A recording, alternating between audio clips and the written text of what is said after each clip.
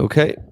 Welcome to another live broadcast of the Nursing Home Podcast, the podcast in which we discuss the goings on in the nursing home industry, and we try to really explain it in a way that we can all understand without having to make believe that we're smarter than we really are. One of the things that have been intriguing to everybody during this era of COVID has been the vaccine. When am I going to be able to get the vaccine? Who gets the vaccine first? Who gets it second? Does it work? Is it dangerous? Am I going to die if I get it? Am I going to die if I don't get it? What happens if not everybody gets vaccinated? And lots of other questions. And this is something that is critical that we speak about. And a little shout out to Brian Wallace for connecting me with Dr. G today. Dr. G is a family physician who got her COVID vaccine today and has been seeking out questions from people and been very open on social about the journey and has received a lot of questions. So we're very excited to bring Dr. G onto the Nursing Home Podcast. So welcome to the show. Thank you very much. I'm really glad to be here. Okay, well, I'm really glad that you took some time, kind of spur of the moment, and that's more fun for me personally. But so just before we dive in, my listeners know a little bit about me already, but can you give us a brief overview of who you are professionally so that our listeners and myself, we can learn who we're going to be hearing from over the next few minutes? Sure. I'm a family doctor, which means that I see kids and grown-ups, and in a lot of cases, also those kids' grandparents and sometimes great-grandparents. I'm at what's called a federally qualified health center in Pennsylvania, and we see primarily folks who are underserved, people who are uninsured or have a religious or a cultural linguistic barrier to care, but we also take care of really everyone in our community. I've been a family doctor for almost 21 years now. I went to University of Pittsburgh Medical School. I did my residency near Philadelphia at Abington Memorial Hospital. And then I worked in a rural area where I rounded in nursing homes as well as seeing patients in the office and doing house calls. And now I'm in Pittsburgh, where I also get to see folks in house calls, in the office, and in the hospital. Wow. So you've been around the block. Yeah, I have a lot of experience. Yeah, I mean, in many different settings. So you rounded in nursing homes. That's something I did not know. So you really know this industry super well. And you've seen the children, their parents, their great grandparents. So let's start with the vaccine. You got the vaccine today. Show off the Band-Aid. You ready? Yeah. For people okay. Who are live and not listening, that is it. That is it. Okay. So it's proof. It's proof. It has indeed happened. So a couple of questions. First question is there more than I honestly don't know so much about this. I'm going to ask all the dumb questions, but please do ask everything you think someone might wonder. Okay, and then you'll tell me the things that I missed. First of all, you got the Pfizer vaccine. I got the Moderna vaccine, so I'll get a second one in 28 days instead of 21 days. Pfizer's 21 days in between, and Moderna's 28.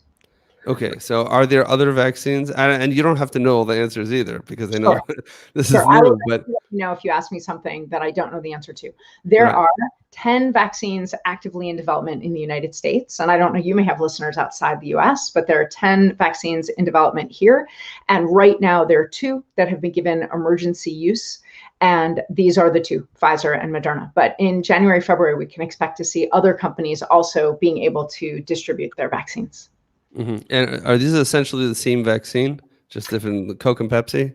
Pfizer and Moderna, you could think of like Coke and Pepsi because what's in them and the mechanism, the mRNA that's used to deliver them, and please don't push too hard on my biochemistry, but I can explain it a little bit.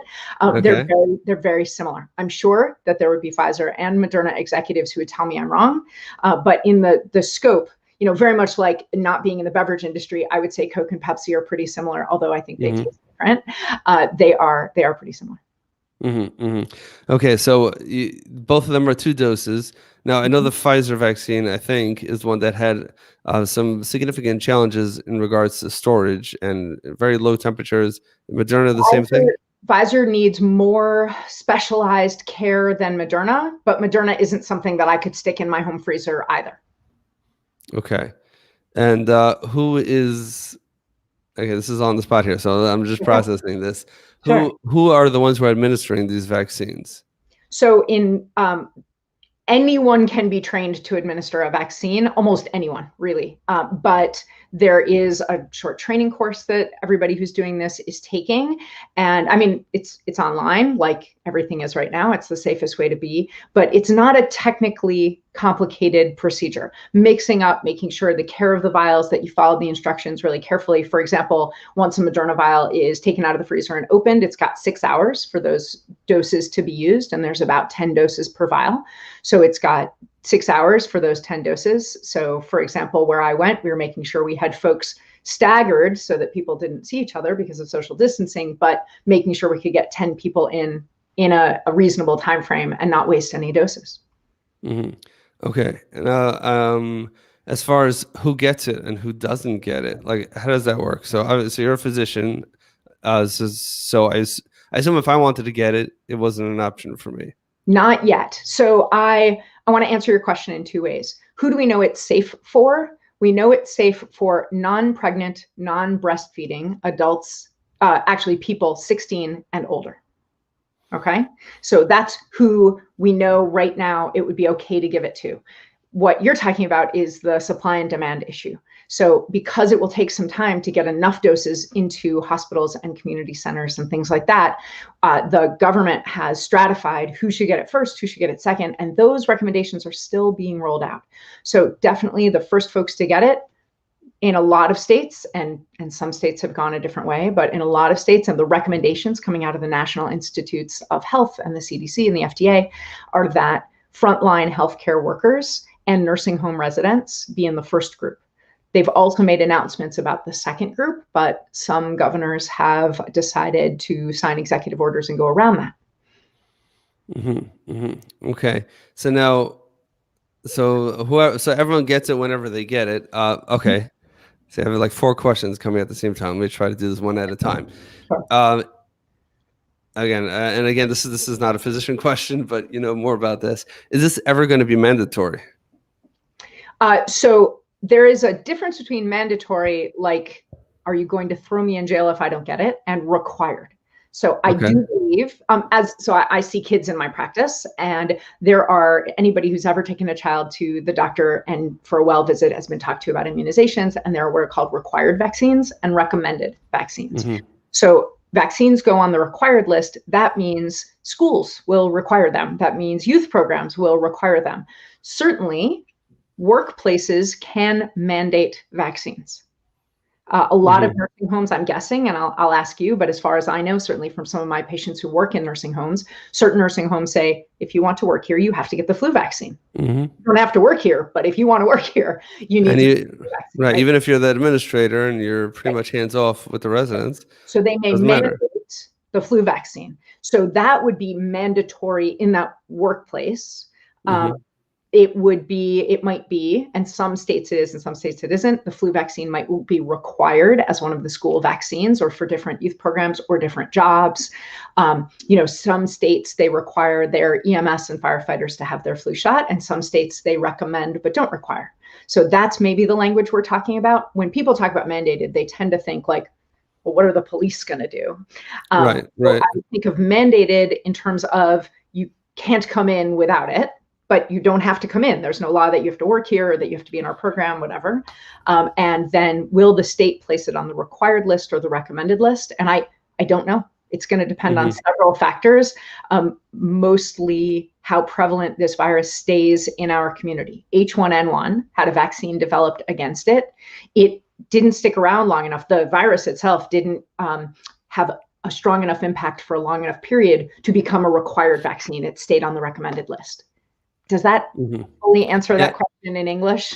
A lot of the ways. I mean, the way I'm thinking about this is that you don't have to drive a car in the United States, but if you want to drive a car on a public roadway, you have to have collision insurance and it's mandated. Otherwise, we can take away your car. Right. I probably won't put you in jail, but if you're a risk to other people by hitting them, even if you don't care about your car, then we won't allow you on the roadways. So if you don't want to get vaccinated and you still want to walk around and potentially infect others, that it probably won't be like collision insurance, right? Even a required vaccine. We've never done that with a vaccine. We've never said you can't leave your home. I want to think back, I'm in Pittsburgh where the polio vaccine was designed and implemented first. It was created here by Dr. Salk. We're very proud of that. And if any of your listeners remember when people could get polio and how terrifying that was, I have some patients still who are alive with what's called post-polio syndrome, and they just wish that they'd had the vaccine. So that was something that, polio was spread in the water, and kids were locked in their homes in the summer when there would be outbreaks. And when the vaccine came along, there was much rejoicing. And I think even that one, we didn't say you can't leave your home if you don't get it. I don't see in a country where we've demonstrated pretty clearly that we value liberty over life, I don't see those laws passing. Okay. That could be a whole separate conversation, but let's leave that for now. But somebody who is vaccinated, right? So first of all, there's 2 doses, right? Yes. I don't know why. Are you? Is that the question? That's the second question. But first of all, you tell me that they both have different 2 doses. One, 21 days in between, or 28 days. I guess that's a vaccine that requires multiple doses. I know most vaccines do. Yeah. Right. I just know, thank God, I have multiple children with multiple vaccines, and it can get very confusing at times who's gotten what. And as I'm sure happens in your practice. Yeah. So I know the question. Myself as a mom, I have 4 boys in 6 years, and I would just keep printing it out every time from the state. Who's had what? What are we up to? Okay. So the similar situation. You're vaccinated. Are you free? You walk outside without a mask, you're done? No, not at all. Okay. So there's a couple of things. First of all, I was vaccinated almost 3 hours ago. I had to look at the clock. Okay. It takes about 10 days to 2 weeks for the vaccine to help my immune system develop the immunity that it's going to develop from this first dose. That's one thing. Okay. So even if I knew that I was totally covered after 1 dose, I wouldn't count on that for 2 weeks. But I'm not totally covered after 1 dose. I have, from Moderna, about 70% chance of not becoming ill from COVID after the first dose. And I don't get up to that 94.7% protection, which is remarkably high for a vaccine. Really great news. But I don't get up to that. For a vaccine? It totally depends. It absolutely depends. Like, we have required vaccines that give 48% coverage, up to required vaccines that give 95% plus required vaccines that give 95% coverage. But really, it's usually a little lower than this. This is excellent. Okay. In any case, what I was going to say is the end of that question, that answer is that if after I've had the second dose and then wait 10 days to 2 weeks. So for me, that's early February, because if I get my next dose on January 21st, then by January 31st, February 1st, 2nd, 3rd, somewhere around there, I've got as much coverage as I'm going to get from this. But what we haven't yet proven with the studies, and I believe we will, Moderna's early research is coming out that this does work, but we don't yet know that because I've had the vaccine, I can't carry it to someone else. What we know is that nobody who's had the Moderna, I'll use as an example, the Moderna vaccine has gotten very ill from COVID, and only 5.3% of people got ill from COVID after the vaccine. That's that 94.7% coverage. So I will feel much more comfortable going out into the world. Once I get to early February, I will feel like, wow, even if I catch it, I'm not going to get very sick for sure, and I'm probably not going to get sick. We are likely to know at some point in the next few months that that vaccine can replace my mask, but we don't know it yet. And because I've been wearing a mask this whole time to protect my family, to protect my loved ones, to protect my patients, to protect my neighbors, and also it's not that big of an obstacle, right? I mean, I wear pants or a skirt all the time. I can wear a mask. I hear that. You get used to it. And it certainly can work. Now, is this true with the Pfizer vaccine as well? Yes, we don't yet have the data because it's not what they focused on in their research. First, they focused on, can we keep people from getting ill? Can we keep people out of the hospital? Can we reduce the burden on, can people live? And we can reduce the burden on our healthcare system. That's where they did their studies first, because that's the most important question to answer, Brian, is can this vaccine save your life? Now we're going to see the follow-up research of, does this vaccine save the lives of the people in your home, in your family, in your nursing home, in your community? Okay, so for example, people like my parents who have been super careful and staying home and making sure that they're following all the guidelines, they don't make a move without their doctor, and they're looking forward to getting the vaccine. And Good. hopefully they'll get it soon, and they're in line. They're hoping to, even for me to come there with my children.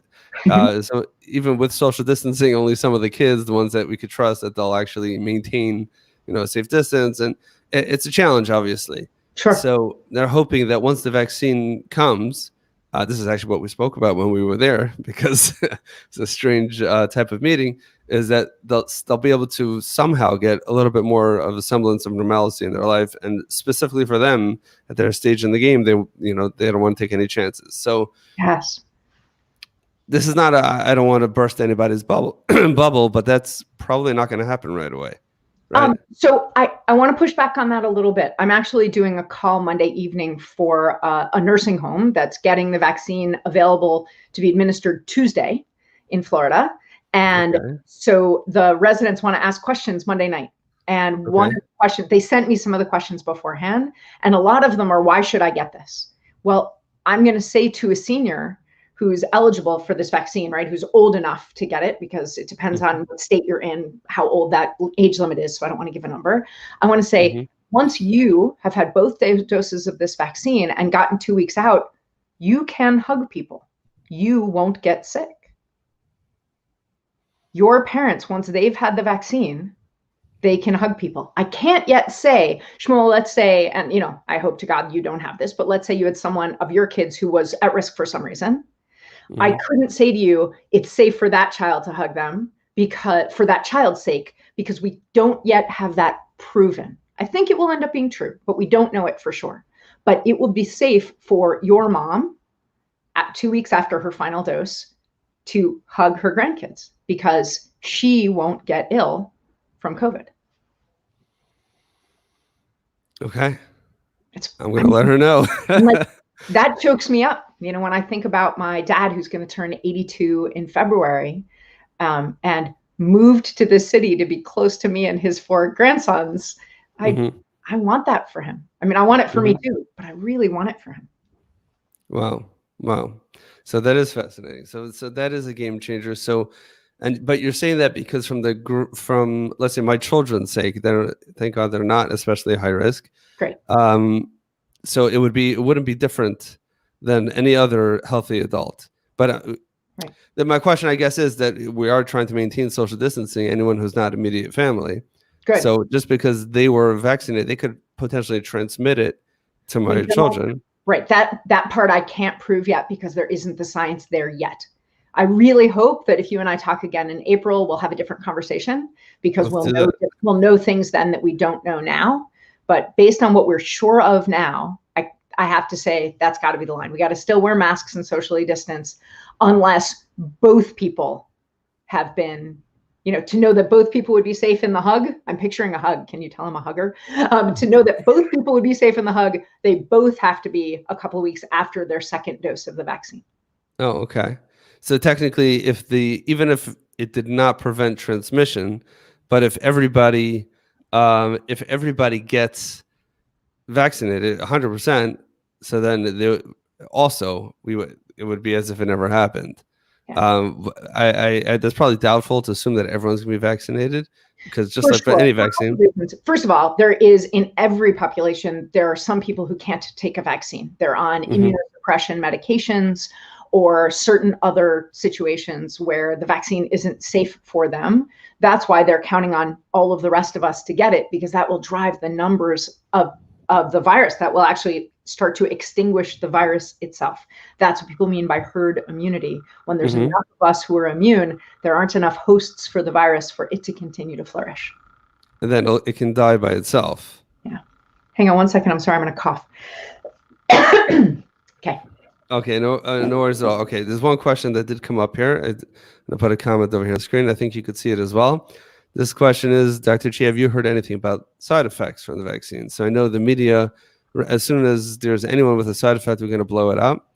Is that a So real concern? yeah, well, okay, so it's a real thing. It's not a real concern to me because what side effects mean, so there's a difference between an adverse reaction, meaning something that happens to you that wouldn't have happened if you hadn't had the vaccine and happens to you now and puts you in danger.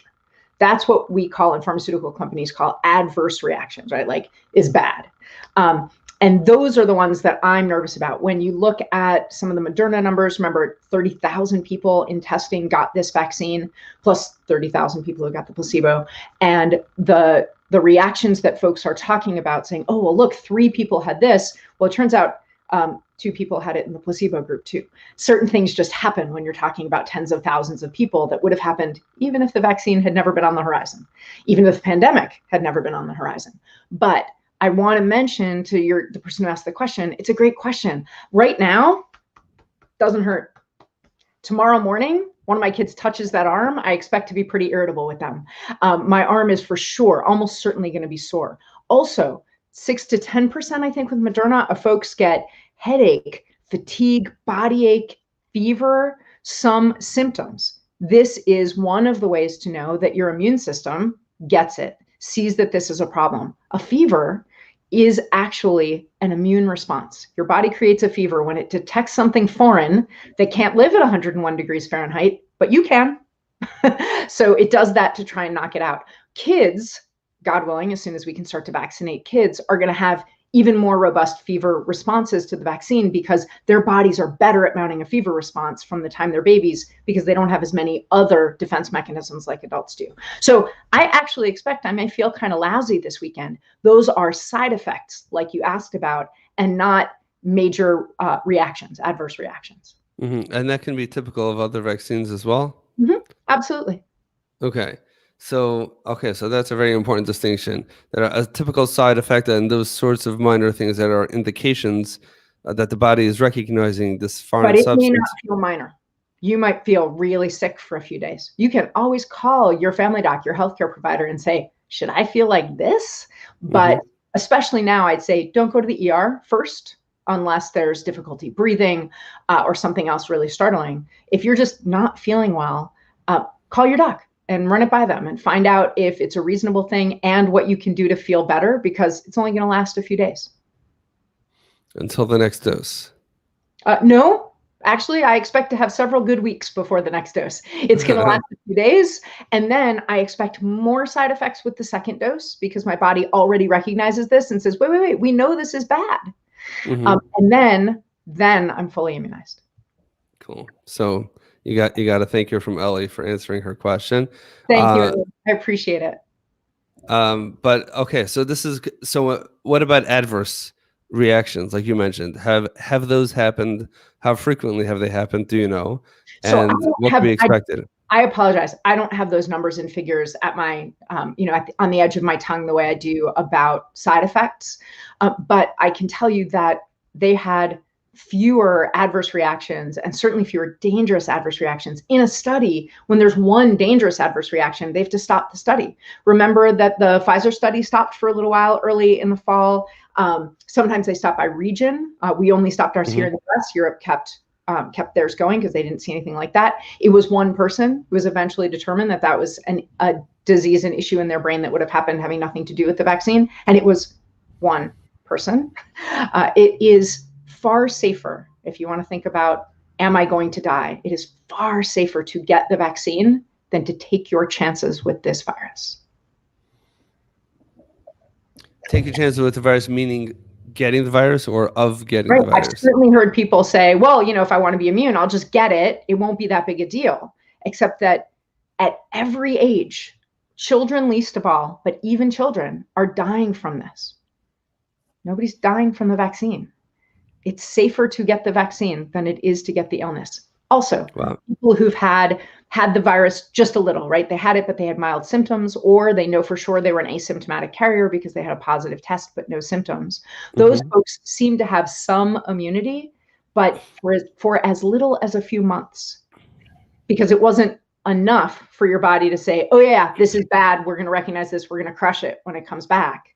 So getting it's like if you drop one drop of food coloring into water, if it's a big enough container of water, after a minute, you can't even see that it's there. It was too weak an amount.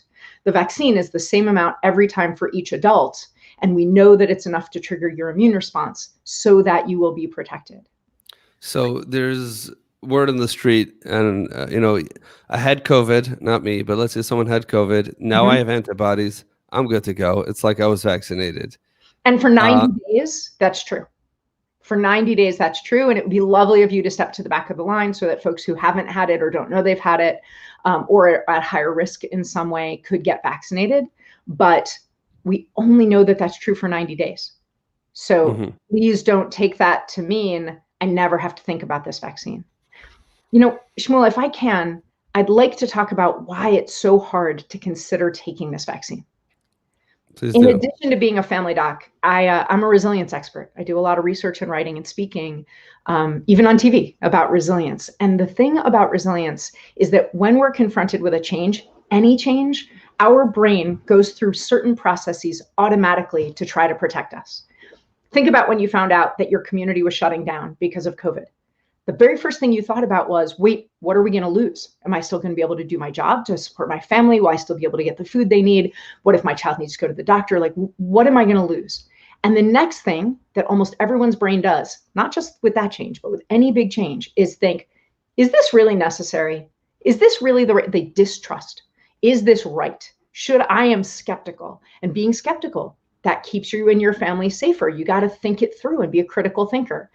Even after you've decided, like, okay, there's some loss here, but it is actually happening, and I think maybe it's necessary, the first thing you feel next is actually discomfort. Where is this too tight? Or where is this too restrictive? Or where is this too difficult? It isn't until you remember that after this change, you still have choices. You can still make up your mind about, within that new framework, what works for you, and then engage with it, that you can start to be resilient. That remembering that you have options and figuring out what your goal is and how to align what your action is going to be to your goal, that's how we become more resilient. And so even change that you wanted, like many of us have been hoping and praying for a vaccine because we wanted an end to this pandemic, an end to the shutdowns and the lock-ins and the distancing and the masks. Well, this is it starting. But even a change you wanted first causes your brain to look for loss and distrust and discomfort. Sometimes, though, what people do is when they get something they wanted, and then they start to feel distrust and discomfort, they think, oh, I must have been wrong. My gut reaction says, no, I'm going to reject this change. I don't want you to let your brain fool you that way. I want you to go ahead and notice what you're worried about in terms of loss. Notice what you're distrustful of. Notice what's uncomfortable. But remember, that's just your brain trying to make sure that you're fundamentally okay and give you the opportunity to use your critical thinking. It's not proof that the new change is bad. Wow, look at this. We're getting the full package today. We're learning. It's really hard about the vaccine from a clinical standpoint. Yeah, I mean, but you're bringing it full circle, because this is so true, and it's crazy if you think about how difficult the life has been, and how much have we all complained about the inconveniences and not just inconveniences. Who doesn't know people? I mean, I know family members who are no longer with us because of COVID, and I know community members who have lost their lives from COVID. And it's, the fact that we have to wear a mask is a little bit inconvenient is relatively minor. But now... And the after effects of COVID for people who've recovered from it, but haven't fully recovered, we're going to still be learning about that for years, right? This is a really hard, difficult time that most of us have prayed for an end to. But when a path to that end comes, we think, wait, why am I not running towards it? Does my gut know something I don't know? I should back off. I should let someone else go first. And I totally understand that all change is hard. Even change you want is hard. But that doesn't mean we should reject it. It is just our brains trying to make sure that we and the people we love are going to be okay. Wow. So when the opportunity does come, let's just recognize exactly what is going on in our brains at that point. I have another question here, that just going back to the clinical part of the conversation for a moment. That came up. You were saying that antibodies, another Ellie, you're saying that antibodies may only protect you for a limited time. How long will the vaccine protect you for? is very limited knowledge of how long the vaccine's protection will last. So there's no guarantee the vaccine is more effective than the antibodies. That's a question. Okay, so we do know actually that the virus causes antibodies, and we know that the vaccine causes antibodies. But as I was trying to explain before, and I don't know if I did a clear job, the vaccine gives you a guaranteed strength of response. We don't know yet if this will be a yearly vaccine like the flu vaccine. The flu vaccine is yearly more because the virus mutates than because the vaccine needs to be boosted. Almost every vaccine needs to be boosted. If you haven't had a tetanus shot in 10 years, you should go get another one. If you are under 65 but you've had a pneumonia shot, you need another one in 5 years. If you got Hep B, you need, as one vaccine, you need 2 more. If you got HPV within a year, you need another one. So it is normal for our immune system to need another shot at something, to recognize it and go, oh, right, that. Think of it like your kids. Like you say to your kids, hey, you know what, you guys, it's too much of a mess right in our front entryway. I don't want anybody leaving their backpacks and their shoes, just whatever. And they go, okay, and they clean it up. But they need a bunch more reminders before they walk in and say, oh, right, don't leave my backpack on the ground. That's a problem. I end up having to stop what I'm doing and come back and fix that. So our immune system needs to be nagged a little bit too, and reminded a little bit too. It looks like, actually, based on studies from Japan and Europe and China, that we may not need this vaccine every year, that these antibodies might last for years, possibly even decades. But we cannot guarantee that from the illness itself. And so in the strength of the reaction that you would mount. So if you want to know that when you come into contact with COVID, you're not going to get very ill, you need the vaccine.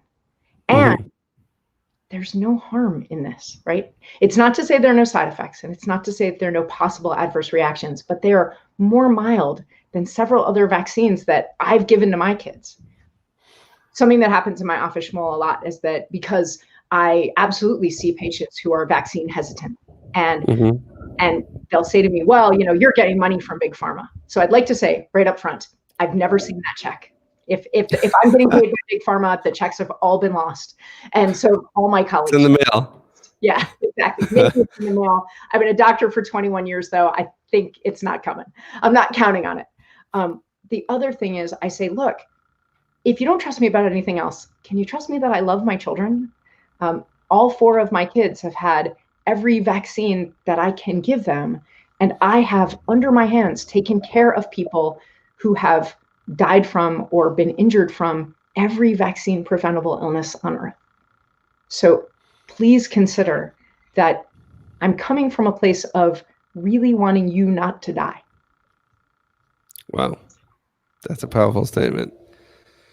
It's a powerful statement. I also want to reiterate what you said a few minutes ago, is that I've heard this. People say, yeah, I'll just get it. I'm young, I'm healthy, I'll get it. I know so many other people who got it. They were sick, for a few days, and now they're free and clear because they have antibodies and they're good to go. The risk of the vaccine is so much lower. I'm just paraphrasing what you said, than the possible negative outcomes of even a healthy person getting COVID.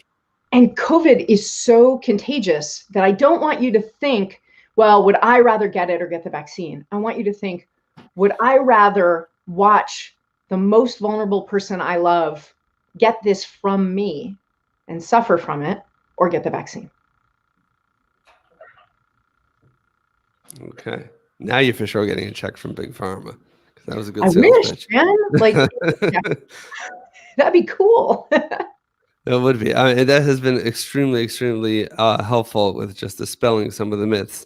I know that you mentioned at the beginning of the episode that you are very open on your social channels on Facebook and Instagram about you going through this process yourself, and there is lots of mistrust and people are concerned, and like you said, part of it is also just change.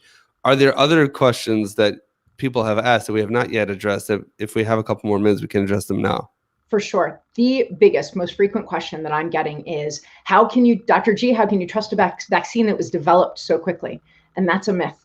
So this vaccine, both what's in it, the coronavirus vaccine, and the mechanism, the mRNA way of delivering the vaccine, both have been in development since 2002 in different labs. mRNA is a technology for delivering cancer medications and viruses and all kinds of things that have been under development for almost 20 years and tested at different stages and really working it out. And coronavirus vaccines have also been in development since 2001, 2002, when we had the first big outbreak of this millennium of something that we thought could become a pandemic. Now, thank God, most of those coronaviruses that have looked like, oh, this could be very bad, they got stopped somewhere along the way by nature. And this one didn't, right? So H1N1 was pretty bad for a lot of people, but it wasn't as bad as this one. So we've been testing coronavirus vaccines for a long time. So I have a metaphor that helps me to understand it, and I wonder if it will maybe help some of you too. Picture clothing design. So we've been developing for decades the thread and the fabric and the dyes. And a year ago, we said, okay, grab that thread that we've tested and we know works, and grab that fabric that does a great job, and grab those dyes. Here's the pattern for this piece of clothing. The coronavirus SARS-CoV-2, this particular type of coronavirus, needs this pattern on the clothing. So now, here it is. Here's your new coat. We made it in the right shape for this particular virus. But the cloth, the dye, the thread that goes into it, the method of weaving it together, all of that we've been developing for 20 years.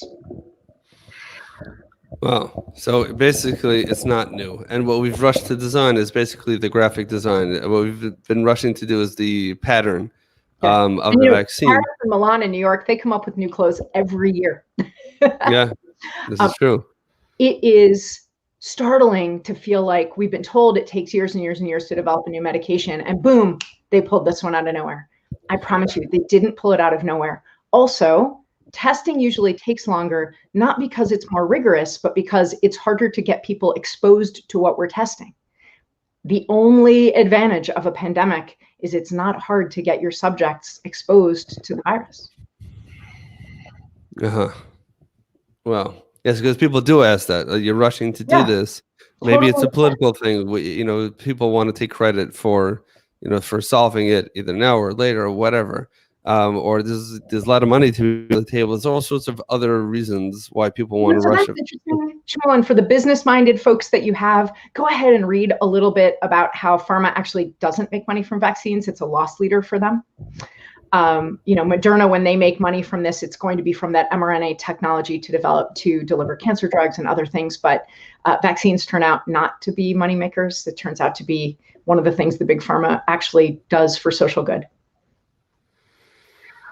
Okay, so that's the most common question I'm getting. I'm also getting the question: has this really been tested adequately in populations of people of color, of Black Americans, of brown folks, all that? And it is harder because of a lot of things the medical field has done terribly for decades and decades to convince folks of color to come into studies. But because this year happened to coincide with a year where racial conversation was on so many people's lips, a lot of activists in Black and brown communities got out there, asked, begged, drove people to go and be in these studies. And we really are testing it. We really are making sure that this is safe in every ethnic, genetic, in every group. And so even if you're worried, and it's okay, like I said, it's good to think about loss and distrust and discomfort because it's you double checking, making sure this is the right thing to do.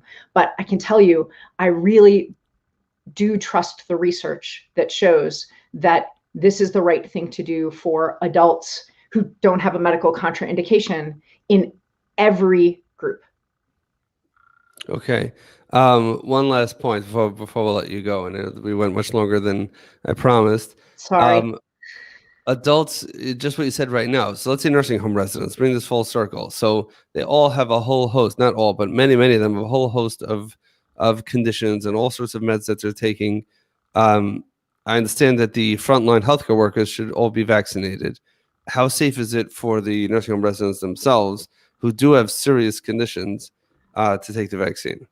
So I have to push back and say that also some frontline healthcare workers have medical issues, and say, of course, you should talk to your doctor. And I just today, and I can send you a picture that we can put up underneath this, but I filled out, you know how if you've ever gone for the flu vaccine, there's 7 or 9 questions that you answer that day. And some of them are about how you're feeling, but some of them are about egg allergy or this or that, or, are you on this medication or that medication? I think I answered 19 questions today.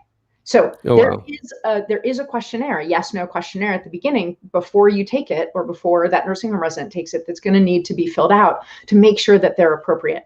But it's the rare instance where it would be more dangerous to get the vaccine than to get the virus.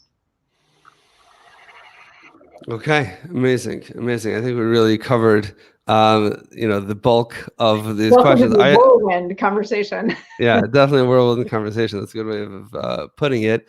I definitely know so much more about the vaccine, about the process, about how it works than before this conversation. I hope that our listeners and viewers have gained as much as I have from this. Thank you very much for getting the vaccine, for being so open about the process, and really being helpful. I could say that from this conversation has encouraged me. I mean, I would do it anyway because we vaccinate all of our kids, and I would do it whenever we get. Maybe I should become administrator for a month or 2 so I could get the vaccine.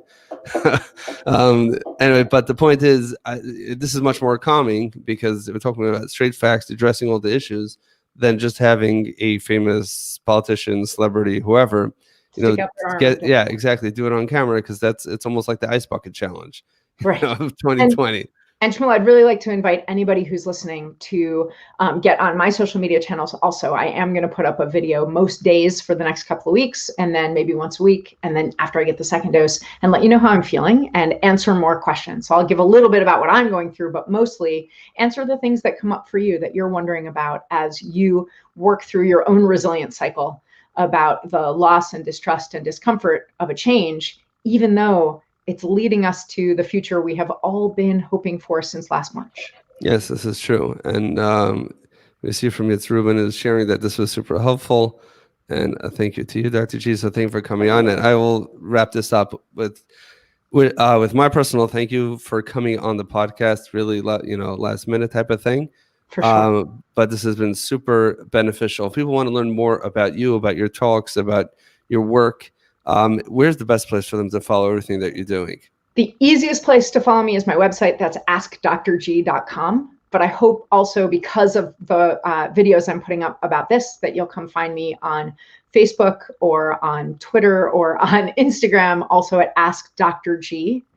On Facebook, it's Ask Dr. G, spell out the word doctor, AskDoctorG, on Facebook and on Instagram. And on Twitter, it's just Ask Doc G. Yes, Dachi. Okay, but I assume if we assume, if we can find you on your website, I think all the links, I checked it out, all the links are on your website to all your social. They are right at the top, all my social. Okay. From the Ellie, also the other Ellie, also a big thank you for all the information that you've shared. This episode will be available shortly. We're going to expedite this to get this on the nursinghomepodcast.com, where this episode, all past episodes and future episodes, this is the 61st recording of the Nursing Home Podcast. I think we only have 56 of them out, but we'll cut the line over here because this is something that is very timely and that people definitely need to hear. So thank you so much for coming on the podcast. Thank you for the amazing work that you're doing and for sharing so generously of your experience and the information. And I'd like to thank everybody in your audience who is helping love and take care of and comfort people in nursing homes who in 2020 have needed you even more than they ever had before. Yes, they certainly have. And to call people healthcare heroes, it sounds shallow because it's just thrown around everywhere. But it's even even in 2019, this is true.